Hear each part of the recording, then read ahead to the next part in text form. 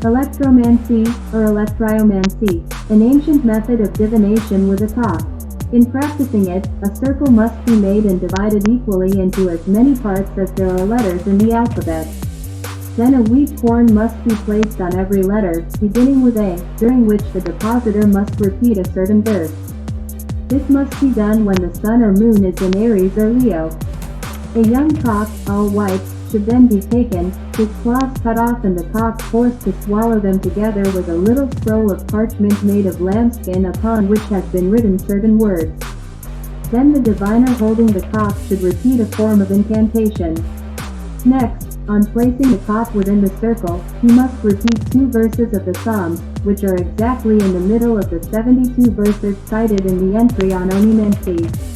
With the cock inside the circle, it must be observed from which letters he pecks the grains, and upon these letters new grains must be placed.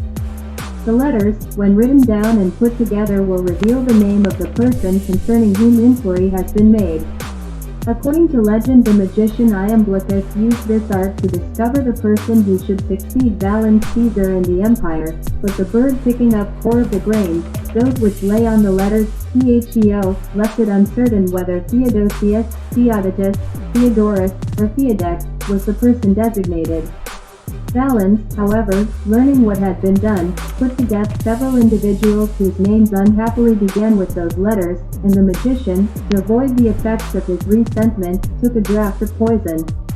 A kind of electromancy was also sometimes practiced upon the crowing of the cock, and the periods at which it was heard. Ammianus Marcellinus, 4th century CE, describes the ritual that accompanied this act rather differently. The sorcerers commenced by placing a basin made of different metals on the ground and drawing around it at equal distances the letters of the alphabet. Then whoever possessed the deepest occult knowledge, advanced, enveloped in a long veil, holding in his hand branches of vervain, and emitting dreadful cries, accompanied by hideous convulsions. He would stop before the magic basin, and become rigid and motionless.